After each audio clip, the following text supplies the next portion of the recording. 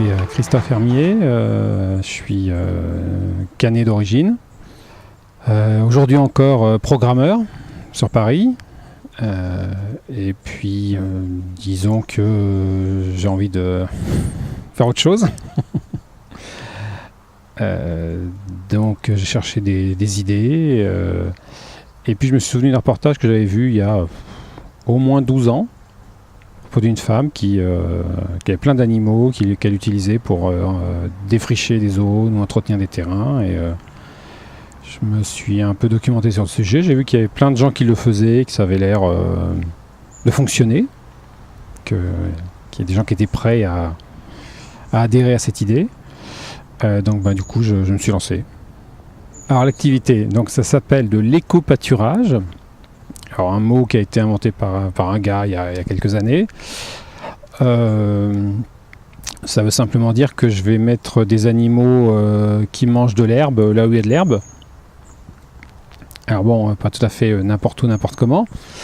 Puisque l'idée c'est de remplacer l'entretien qu'on fait aujourd'hui avec des machines par l'entretien avec des animaux. L'idée derrière tout ça, il y en a plusieurs. C'est effectivement de dire oui, les machines consomment du pétrole, donc ce serait peut-être bien qu'on mette un peu la pédale douce sur le pétrole, donc déjà c'est pas une mauvaise idée. Et puis aussi c'est de changer la façon de gérer les espaces. Les gens ils veulent des espaces verts, mais en fait ils veulent de la moquette verte, ce qui peut être très esthétique, je n'en disconviens pas, mais disons que mon avis, le problème de la biodiversité aujourd'hui, c'est pas le boucher du centre qui découpe des pauvres veaux sans défense. C'est le fait qu'il n'y a plus aucun endroit. Les animaux et les plantes d'ailleurs n'ont plus aucun endroit où ils ont le droit d'exister. Voilà.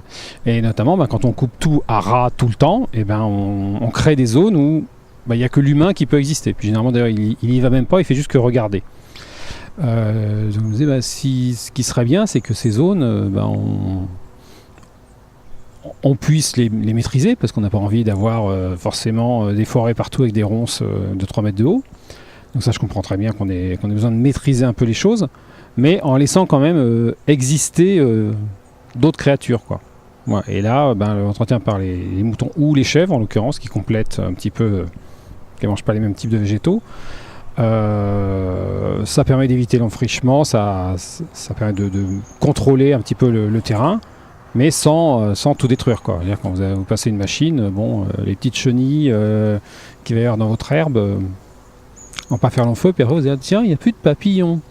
Ça alors, quelle surprise. Enfin, voilà. Donc, pour moi, le principal intérêt, c'est quand même ça. Voilà.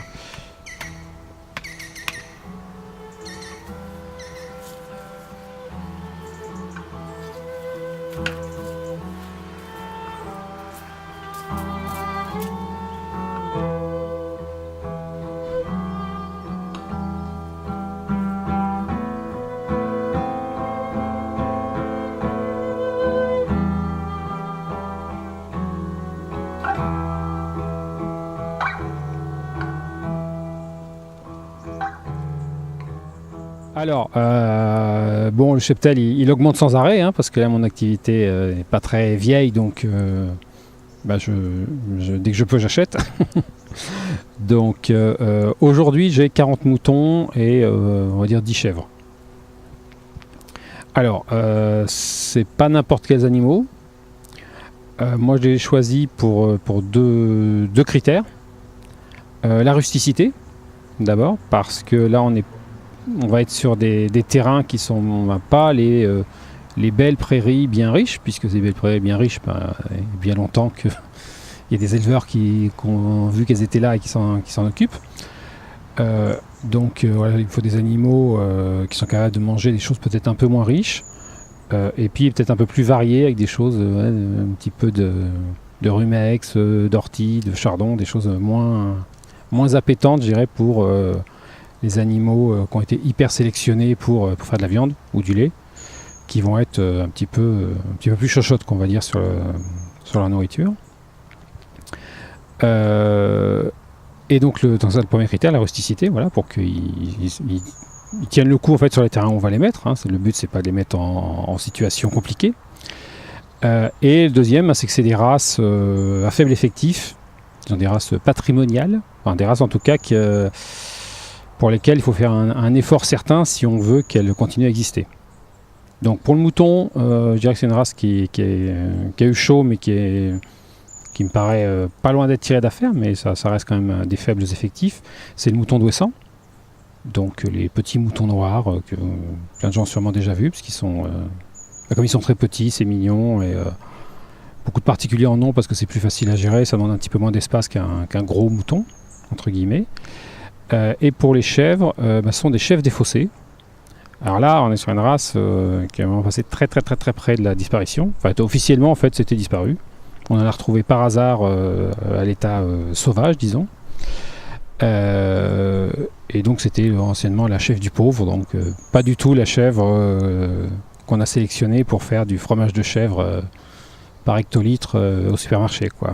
C'est très différent, mais donc très rustique et plutôt sympa. Bon, les chèvres globalement ont un comportement assez sympathique, quoi. Elles sont assez intelligentes et donc souvent attachantes.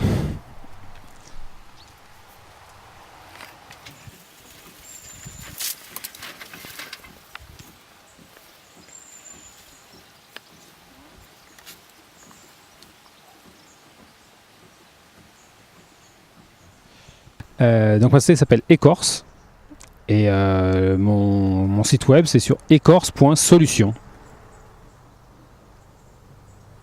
Voilà. Pourquoi la permaculture ? Alors, je dirais que ça fait un moment que je m'intéresse à l'écologie parce que je pense qu'il y a des problèmes et qu'il faut changer des choses, qu'on est en train de perdre plein de choses et qu'il faudrait essayer d'en sauvegarder le maximum. Et bien souvent, je vois des gens qui se disent écologistes et je trouvais pas leur démarche très cohérente ou plein de bonne volonté, mais pas très sérieux, quoi, je trouvais. Alors que quand j'ai commencé à lire des choses sur la permaculture, là je trouvais qu'il y avait vraiment un fondement scientifique, je dirais, et une réflexion assez systématique. C'est vraiment un outil qu'on peut utiliser, quoi. C'est pas juste des discours qui disent ah oui il faudrait nanani nana. Non, là c'est vraiment, il y a beaucoup de choses très concrètes, très précises et en même temps pas dogmatiques, quoi. Notamment voilà une des choses je pense aujourd'hui qui nous pose des problèmes, enfin on s'aperçoit finalement que ça coûte très cher, par exemple dans l'agriculture, mais c'est un peu la même chose partout. C'est que on veut la solution unique, on veut la plante unique, on veut la méthode unique, l'outil, voilà. Et puis du coup, tout le monde sur la Terre va faire pareil. Et voilà, super, ça va être génial. En fait, on peut, mais à condition de rajouter des tonnes de pétrole, des tonnes d'intrants. Parce que on dit, ah bah oui, le problème c'est que ton terrain, il est pas assez ci, il est trop ça, etc. Donc il faut que tu rajoutes du ci, tu rajoutes du ça. Hein. Donc finalement, en fait, ça coûte très cher, quoi. Parce que ceci, ça qu'on rajoute, il faut bien qu'il vienne de quelque part.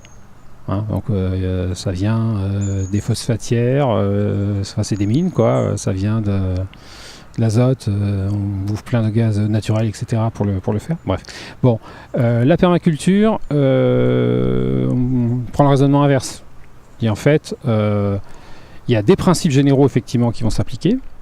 Ce sont certaines choses qui sont assez évidentes, que tout le monde connaît, mais je croyais que tout le monde les connaissait, mais on a un peu oublié. Genre, on ne met pas tous les œufs dans le même panier, par exemple. Hein, donc en permaculture, on dit une fonction importante, plusieurs éléments. Bon, voilà. Alors quand je dis je croyais que tout le monde le savait, en fait aujourd'hui on nous pousse à l'hyper spécialisation, donc c'est tout inverse. Hein, on met absolument tous ces œufs dans le même panier et c'est surtout ça qu'il faut faire, quoi. Et après on dit ah bah oui, mais alors le cours du truc a baissé en flèche. Ah oui, évidemment, moi je faisais que du truc, donc voilà. Quand j'ai vu ça, je me suis dit voilà, là c'est vraiment quelque chose qui peut fonctionner, qui a du sens. C'est pas juste des élucubrations pour dire ah là là les ours polaires machin. Ça m'a paru actionnable, on va dire. Voilà. Un truc court pour mettre sur le toit qui s'envole pas.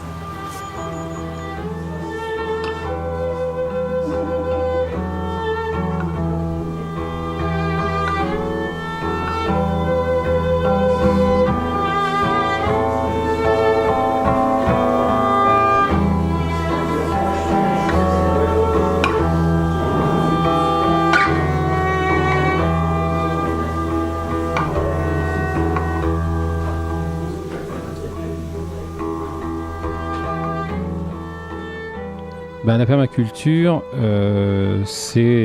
propose de penser en termes de système.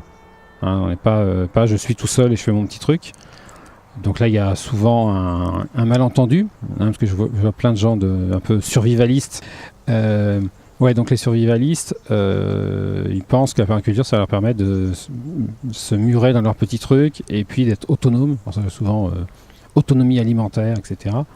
C'est pas du tout ce que propose la permaculture. Hein. Elle dit juste être le plus autonome possible. Ok, enfin, que le système, en fait, ait besoin du moins d'intrants possible. Il dit pas il faut qu'il y ait 0 intrant dans votre système. C'est pas du tout ça. Autant la spécialisation à outrance, je pense qu'on allait trop loin, mais bon, on voit quand même bien que la spécialisation, c'est quand même ce qui permet à l'humanité de faire pas mal de choses qu'on ne peut pas faire tout seul. Donc, je pense qu'on trouve un juste milieu et pas se couper des autres, quoi. Tout simplement. On lui cherche là quand même. Super, j'ai fait de la mise en amont de produits avec le groupe Le Moine derrière et le verre de l'ascenseur. Ah oui, derrière la première ligne. C'est que quand vous allez voir les plans, les échanges, ce qui est super, c'est que ça fonctionne dans les deux sens. Hein. Si je veux avoir des gens pour échanger avec eux, ils vont échanger avec moi, donc ça forcément ça va être un plus. C'est aussi en voyant d'autres personnes, d'autres histoires, etc., qu'on peut avoir des idées. Donc faut aussi, j'ai pas forcément avec des idées préconçues sur ça va être comme ci, comme ça, on va faire comme ci, comme ça. Faut aussi laisser l'opportunité à l'autre de parler avant de décider ce qu'on va faire ensemble, quoi. Les trébains se taisent et sont les braises élevées encore.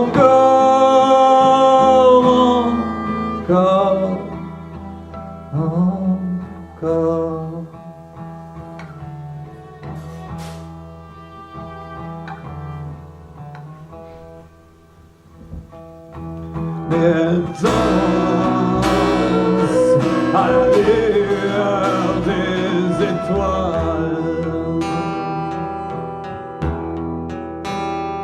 Et elle danse à sauver nos regards. Il y en a un qui se taille.